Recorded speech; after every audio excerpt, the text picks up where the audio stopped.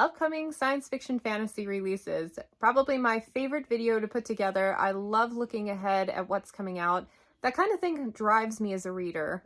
We're going to go over all the ones that I'm super excited to get to today. I've got about 14 or 15 titles that I'm highly anticipating this year. I've chosen to only feature the ones that have covers and pretty confirmed dates. There are several continuations to series that I'm super excited for that won't be on the list because, it's not written in stone, like The Devil by Joe Abercrombie or The Strength of the Few by Islington. Yeah, I've got a lot, but these have covers, so they're the ones we're going to go with. In no particular order, Mercy of the Gods by James S.A. Corey. This is non-Expanse related. It comes out August 6th, and I am so there for it. Daniel Abraham has long been one of my all-time favorite authors. I just love his world building. I love his deep character work, and pretty much I'm going to drop everything and pick this up the minute I have the chance. I read just a little bit of the synopsis, enough to know that I'm intrigued. I love the cover, and I don't want to know any more beyond that. I can't wait. Alien Clay by Adrian Tchaikovsky. This is a science fiction. It comes out in March in the UK and then maybe June 4th for the US. It was a little bit ambiguous, but look at that cover. Oh my gosh. And it's giving me very Semiosis vibes, which, by the way, I didn't love that book, but this one is very promising. I love Adrian Tchaikovsky. I love his world building. His world building is so good that kind of afterthoughts in his books, things that he mentions in passing, tiny details, could be entire books within themselves. That's kind of how I'm imagining this one started. Oh, this was a cool idea he had as an afterthought in Children of Time. He's expanding on it. That's just my conjecture. I'm not sure how he comes up with his ideas. But if you look at a picture of him, he looks like the type of person who just sits around all the time brooding about really cool things to write. Another one by him with very similar release dates. It was kind of hard to peg down. Service Model, June 4th. This one is kind of like a Robots Gone Rogue. And this is the US cover. I like it, but I think the UK one is a bit more evocative. I've heard the concept of AI and robots going rogue quite often, but I've never actually read anything on the subject. So that might work in this one's favor because I don't know what ideas have been done before. It'll all feel kind of fresh and vibrant, but either way, I'm so there for it. By the way, Tchaikovsky is my new Sanderson, and I am having a really hard time keeping up with all of his books, which is a great problem to have. Winter Lust by Patricia Briggs. It's the next book in the Mercy Thompson series, which is a bit odd because normally she flip-flops. So we get a Mercy book and then we get an Alpha and Omega book. And it was Alpha and Omega's turn. But no, we're getting a Mercy Thompson and I couldn't be happier. I love this series. Supposedly it comes out June 18th. And I've just been really pleased with her writing over these last couple of books. She's really just deep diving in it. They're really well thought out. She's taking a tad more time with each one. And I think it's working to their favor. A year and a half as opposed to a year. And it just adds that little bit of extra depth that I love. And also, there are still characters in this series that I feel are enigmas still, and I would like to learn more about them. And that's saying something for how many plus books she's got out in the series, so she can still keep me hooked. One from an author I haven't read anything from yet, Fireborn Blade by Charlotte Bond. This one's out May 28th. And I've got an early e-arc for this one. I picked it up because anything dragons, and it's also kind of novella length, so I figured I could get through it pretty quickly. But yeah, I'm trying a couple of new things. One of my priorities this year is to do a little more experimenting with new releases, and this is one that I've flagged as I definitely would like to try. I thought it was about dragon riding, but I think someone said it's more like dragon slaying, so we'll see where we go with that. Somewhere Beyond the Sea by T.J. Klune. This is a continuation, a second book from House on the Cerulean Sea.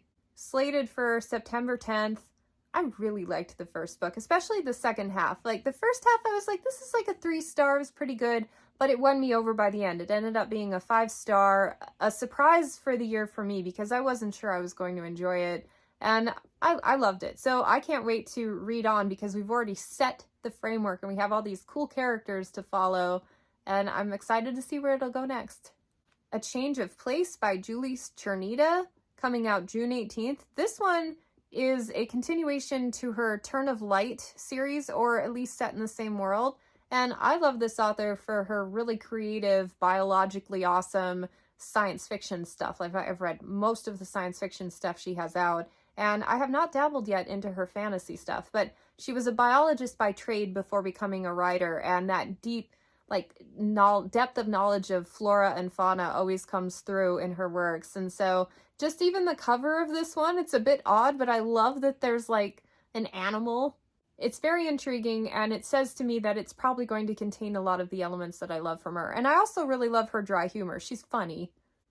Three Kinds of Lucky by Kim Harrison. This is a debut of a new series. I don't know anything about it other than I really love the vibrant color. Anything with bright colors always gets me. I have not even caught up with her Hollows series yet. Like, I keep trying to read the most recent one. It's been on my TBR for months. Even so, I will probably read this one before I get around to that one, just based on the pace I'm at. But this one comes out in March. The last attempt she had at starting a new series with The Drafter did not go well.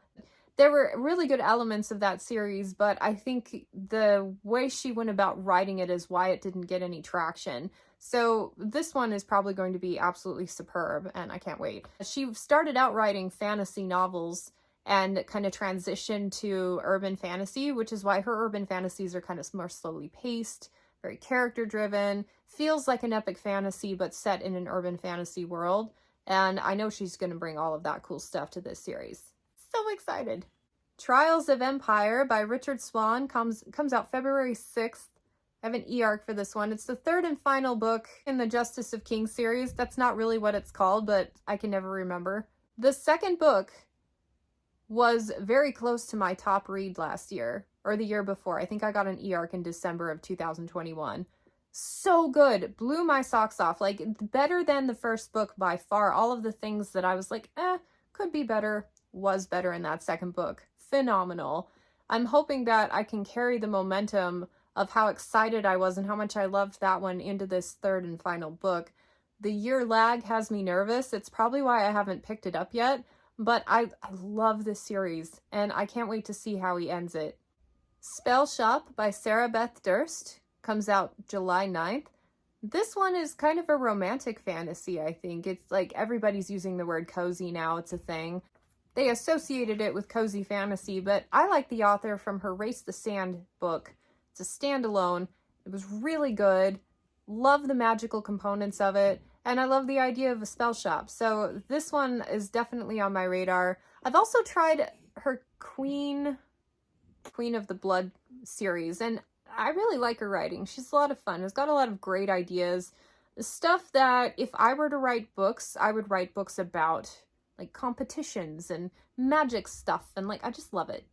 Relics of Ruin by Erin Evans comes out April 30th. I have yet to read Empire of Exiles, the first book in the series, but just the fact that the second one has a cover has me trying to like hurry up and read the first book. I know nothing about it. It sounds like a lot of fun, and anything with alliteration gets my vote of approval.